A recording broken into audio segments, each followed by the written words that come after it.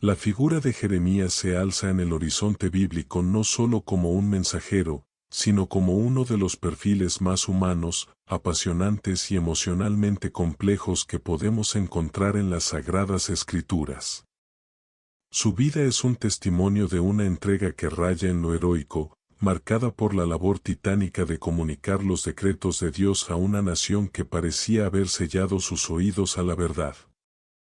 Desde su más tierna juventud, este hombre fue arrancado de una vida ordinaria para sumergirse en la tormenta de un Israel en crisis, dedicando cada aliento de su existencia a ser una señal de advertencia, pero también un canal de consuelo para un pueblo sumido en la turbulencia espiritual y política. En este viaje cinematográfico por su legado, nos adentraremos en las raíces de su llamado, sus choques frontales contra la hipocresía de los poderosos y sus visiones revolucionarias sobre una nueva alianza que cambiaría el corazón humano para siempre. A veces, el camino que Dios nos marca parece demasiado grande para nuestras fuerzas. Si la historia de Jeremías te inspira a confiar en su propósito, te invito a suscribirte y activar la campanita. Descubramos juntos su voluntad. Jeremías no era un extraño a la santidad, era hijo de Hilcías, un miembro del linaje sacerdotal que residía en Anatot, un pequeño enclave en el territorio de Benjamín. Sin embargo, su destino no se limitaría a los muros del templo. Su ministerio fue forjado en el yunque de la historia, específicamente durante el agitado siglo VII a.C. en el reino de Judá. Era un tiempo donde los cimientos de la fe se resquebrajaban y la sombra de imperios extranjeros amenazaba con borrar la identidad de la nación. En este vacío de esperanza, Dios seleccionó a Jeremías como su portavoz oficial, con la orden de anunciar un juicio inminente que solo podría evitarse mediante un arrepentimiento profundo y sincero. El relato místico de su vocación, registrado en el primer capítulo de su libro, nos revela una verdad que trasciende el tiempo.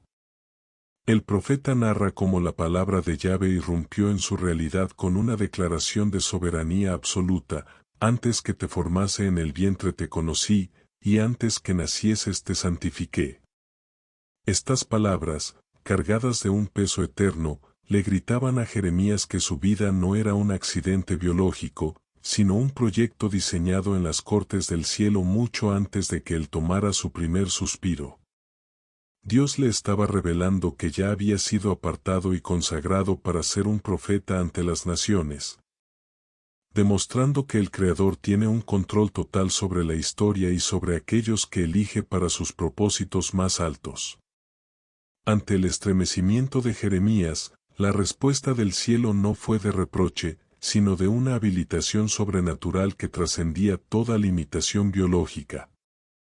Dios no ignoró la juventud del profeta, simplemente la declaró irrelevante frente a la magnitud del mensaje que estaba por nacer. En un instante que desafía la lógica humana, el relato nos describe un contacto sagrado, la mano de Yahvé extendiéndose para rozar los labios de aquel joven sacerdote. No fue un gesto meramente simbólico, sino una investidura de poder. Mira que he puesto mis palabras en tu boca, decretó el Altísimo, transformando el aliento de Jeremías en un vehículo de decretos eternos.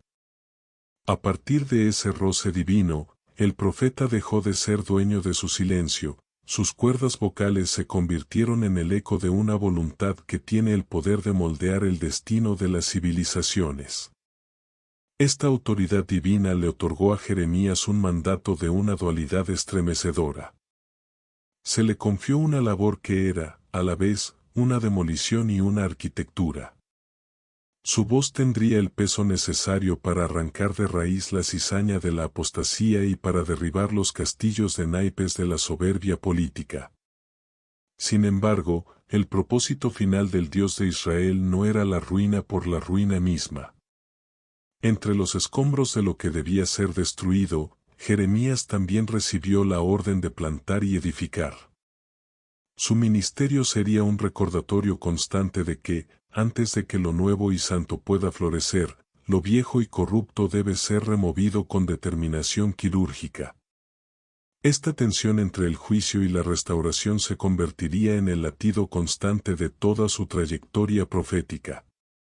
Para cimentar esta misión, el Creador desplegó ante los ojos de Jeremías una serie de visiones que actuarían como los pilares de su mensaje. La primera de ellas fue la vara de almendro. En el contexto de la tierra de Israel, el almendro es conocido como el vigilante, pues es el primer árbol en despertar del letargo invernal para anunciar la primavera con sus flores blancas.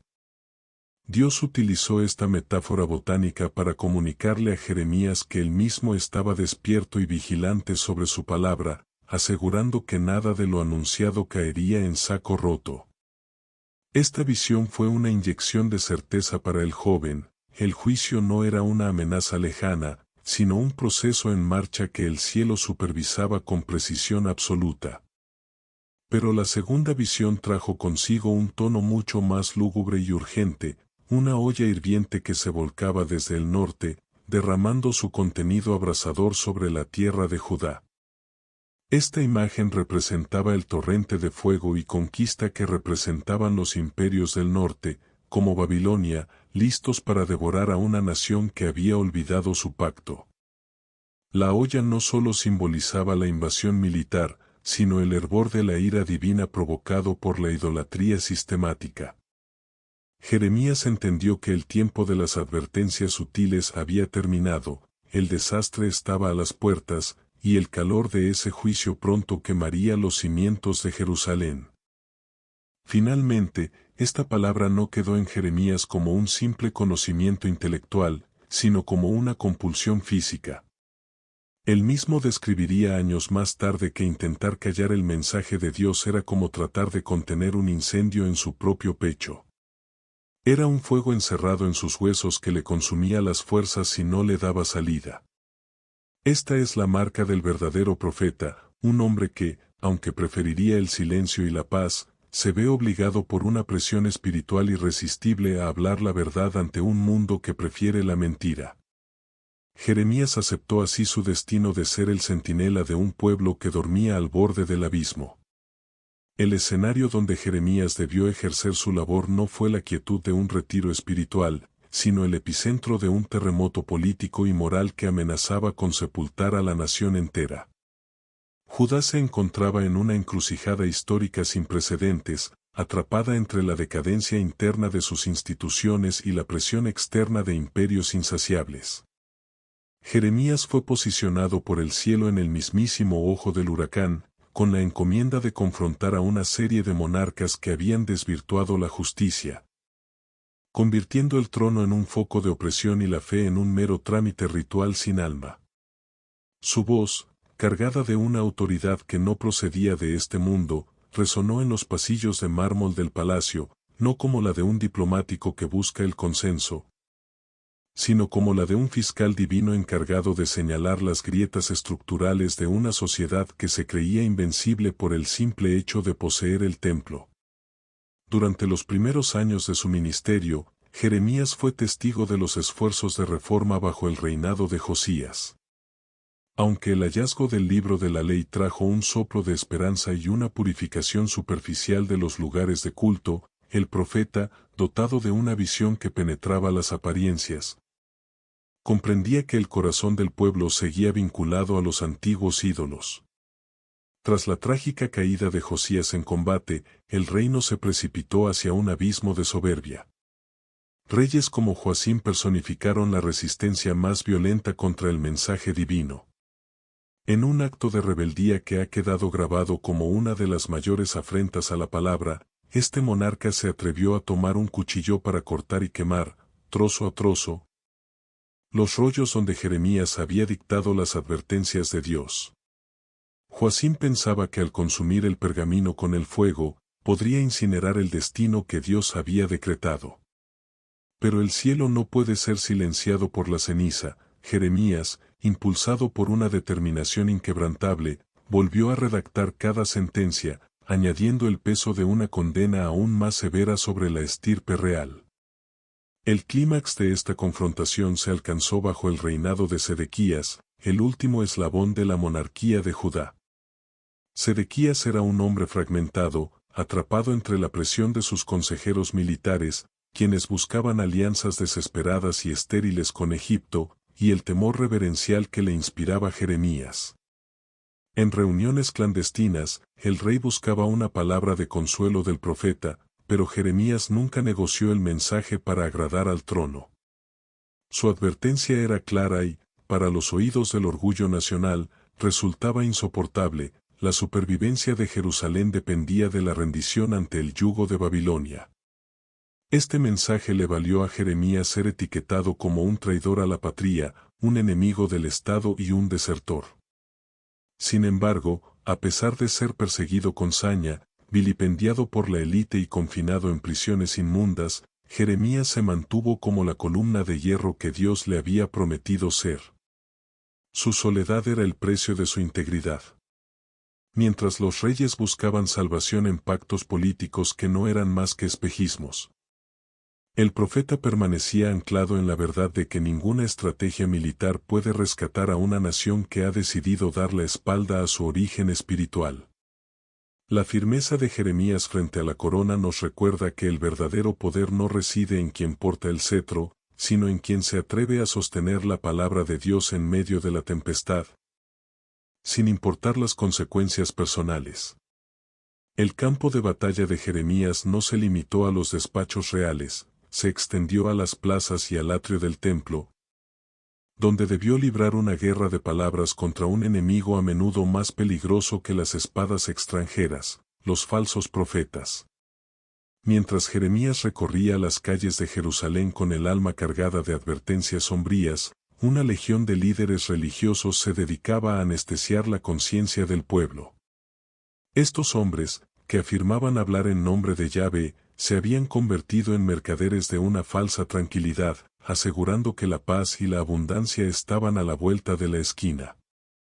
Su mensaje era dulce al oído, pero venenoso para el espíritu, pues invitaba a la nación a ignorar la podredumbre moral que los estaba consumiendo. En este clima de confusión, Jeremías se alzó como el único portavoz de una realidad que nadie quería escuchar. El punto álgido de esta tensión se materializó en el choque frontal con Ananías, un profeta que gozaba de gran popularidad por sus discursos alentadores. Para ilustrar de forma gráfica la sumisión necesaria ante el juicio divino, Dios le ordenó a Jeremías un acto de teatro profético: debía fabricar un yugo de madera, similar al que usan los bueyes para arar, y cargarlo sobre sus propios hombros mientras caminaba por la ciudad. Esta imagen era una parábola viviente de la realidad geopolítica de la época. Judá debía aceptar el dominio de Babilonia como una disciplina necesaria para su purificación. Sin embargo, Ananías, en un arrebato de soberbia y buscando el aplauso de la multitud, se acercó a Jeremías en el templo, le arrebató el yugo del cuello y lo rompió en pedazos ante los ojos de todos, proclamando que, del mismo modo, Dios rompería el poder de Nabucodonosor en menos de 2 años. La reacción de Jeremías ante este acto de vandalismo espiritual no fue la de un hombre herido en su ego, sino la de un mensajero que sabía que la verdad no se altera con gestos teatrales.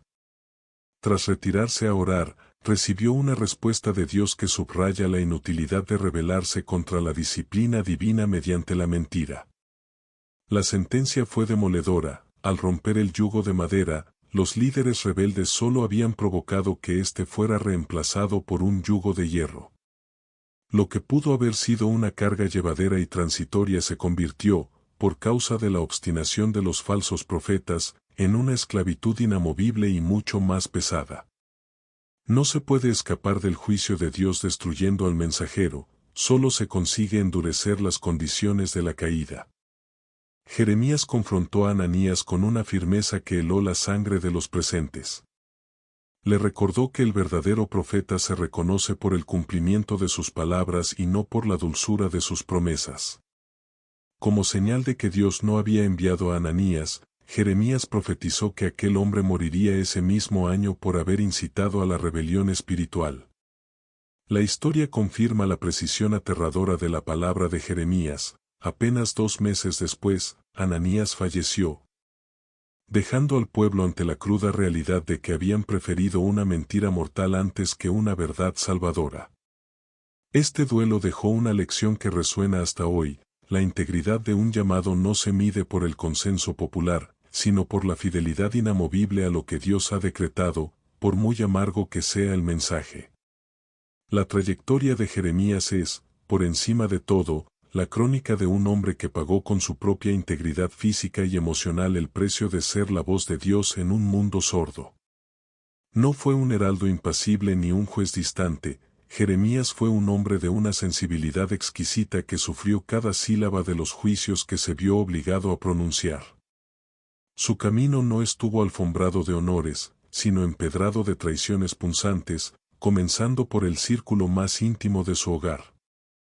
Los hombres de Anatot, sus propios vecinos y parientes, fueron los primeros en conspirar contra su vida, incapaces de tolerar que uno de los suyos denunciara la hipocresía del sistema sacerdotal al que pertenecían. Esta herida inicial marcó el tono de su soledad. Jeremías fue un extranjero en su propia tierra, un paria entre los suyos por causa de una verdad que le quemaba las entrañas. El punto de máxima humillación pública llegó de manos de la jerarquía religiosa del templo. Pasur, el sacerdote encargado de la seguridad y el orden en la casa de Dios, no solo mandó azotar brutalmente al profeta, sino que ordenó que fuera puesto en el cepo, un instrumento de tortura que mantenía el cuerpo en una posición antinatural y dolorosa, expuesto a las burlas y escupitajos de quienes pasaban por la puerta alta de Benjamín. Fue en este estado de degradación donde Jeremías desnudó su alma ante el Creador. Sus confesiones son de una honestidad sobrecogedora. Llegó a maldecir el día en que nació y a acusar a Dios de haberlo seducido para luego abandonarlo al oprobio. Sin embargo, en ese mismo abismo de desesperación, confesó que la palabra era como un fuego encerrado en sus huesos que lo consumía si intentaba callar. Su dolor no era una falta de fe, sino el lenguaje de una fe que se niega a morir incluso cuando el cielo parece de bronce. Pero el ensañamiento de sus enemigos no se detuvo en los azotes. Durante el asedio final a Jerusalén, cuando el hambre y el pánico ya devoraban la ciudad, Jeremías fue acusado falsamente de deserción y arrojado a la cisterna de Malquías, en el patio de la cárcel. Este no era un simple calabozo, era un pozo profundo destinado a recoger agua, pero que en aquel entonces solo contenía un lodo espeso y pestilente. El profeta fue descendido con sogas a la oscuridad absoluta, donde comenzó a hundirse lentamente en el fango. Sin comida, sin luz y rodeado por el silencio de la muerte inminente, Jeremías personificó la agonía de una nación que se hundía en su propio pecado. Fue solo gracias a la valentía de un extranjero, Ebed-Melech el etíope, que la vida del profeta fue preservada. Este hombre, movido por una compasión que los líderes de Israel habían perdido, arriesgó su posición ante el rey para rescatar a Jeremías de aquella fosa mortal usando trapos viejos y sogas. Un gesto de ternura en medio de la barbarie. El sufrimiento de Jeremías nos enseña que la obediencia a Dios no es un seguro contra la tormenta, sino a menudo el pasaporte hacia el centro mismo del huracán. Sus lágrimas no eran de autocompasión, sino el reflejo de un Dios que sufre por la perdición de sus hijos. Jeremías demostró que la verdadera fortaleza no reside en la ausencia de miedo o dolor, sino en la capacidad de permanecer de pie, incluso si es en el fondo de una cisterna. Sabiendo que la mano del Creador es lo único que puede sostenernos cuando el suelo del mundo desaparece bajo nuestros pies. Su vulnerabilidad se convirtió en su mayor púlpito, gritándole a la posteridad que la verdad tiene un costo, pero que la presencia de Dios en el fango es más real que cualquier comodidad en un palacio de mentiras. Cuando las llamas finalmente devoraron los palacios de Jerusalén y el estruendo de los muros al caer sumió a la nación en un silencio de muerte, la voz de Jeremías experimentó una metamorfosis asombrosa. El hombre que durante décadas fue el rostro del juicio se convirtió, por orden divina, en el arquitecto de la consolación. En el momento más oscuro del exilio, cuando el pueblo se sentía como un cadáver espiritual sin patria ni templo, Dios abrió a través de Jeremías una ventana hacia un horizonte que ningún ojo humano había imaginado. No se trataba simplemente de reconstruir muros de piedra o de regresar a una geografía específica, lo que el cielo estaba anunciando era una reconfiguración total de la relación entre el Creador y su creación. Fue aquí donde nació la profecía de la Nueva Alianza, un concepto tan revolucionario que alteraría el curso de la historia espiritual de la humanidad para siempre. Jeremías proclamó que el sistema basado en leyes grabadas en frías tablas de piedra había llegado a su límite. No porque la ley fuera defectuosa, sino porque el corazón humano era demasiado frágil y rebelde para sostenerla.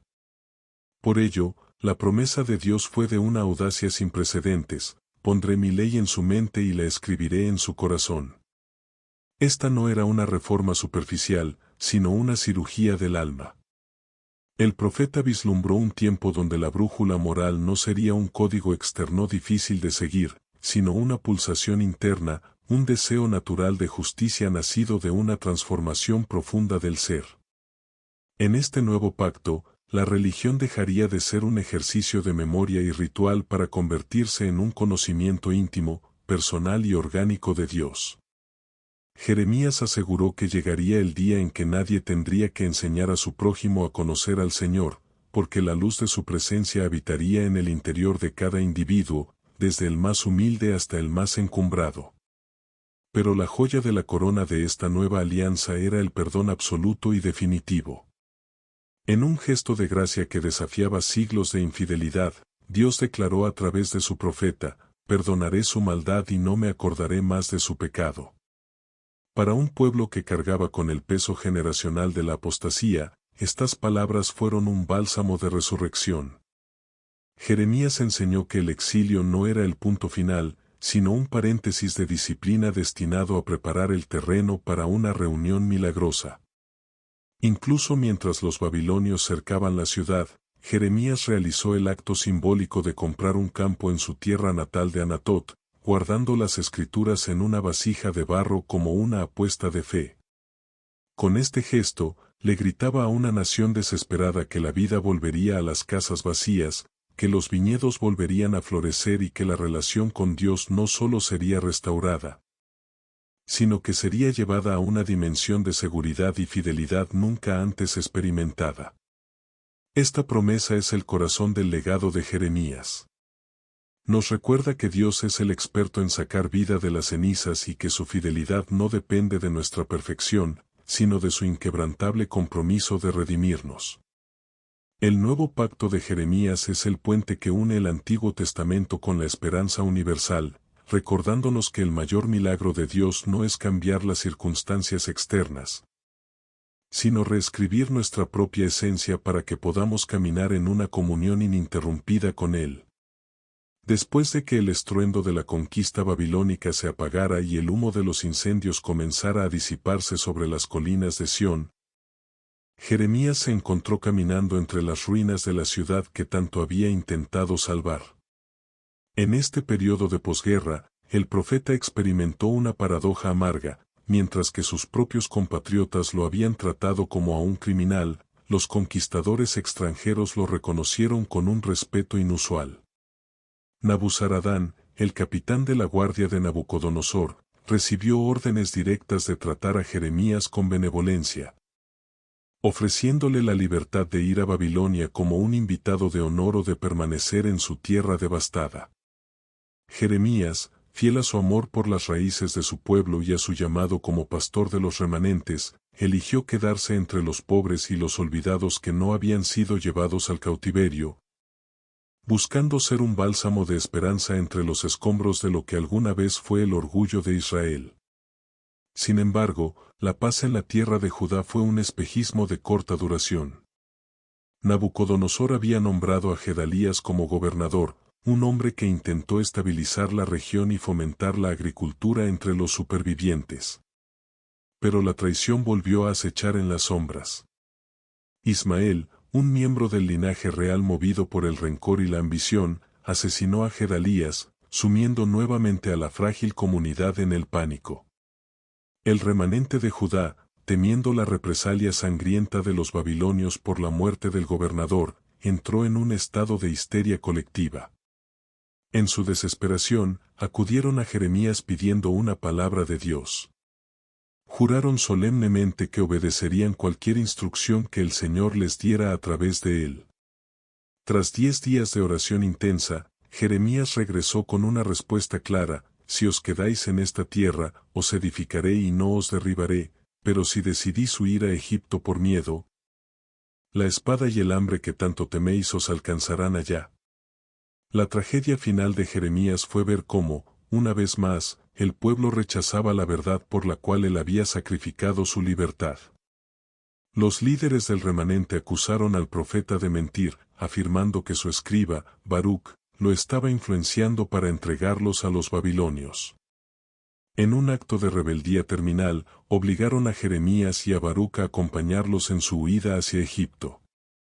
El profeta, que había pasado su juventud advirtiendo contra las alianzas extranjeras, fue llevado como un prisionero de su propio pueblo a la tierra de la antigua esclavitud. En Tafnes, una ciudad egipcia, Jeremías realizó sus últimas profecías simbólicas, enterrando piedras frente al palacio de Faraón para anunciar que Nabucodonosor también conquistaría Egipto. Sus últimos días están envueltos en el misterio y la melancolía del exilio.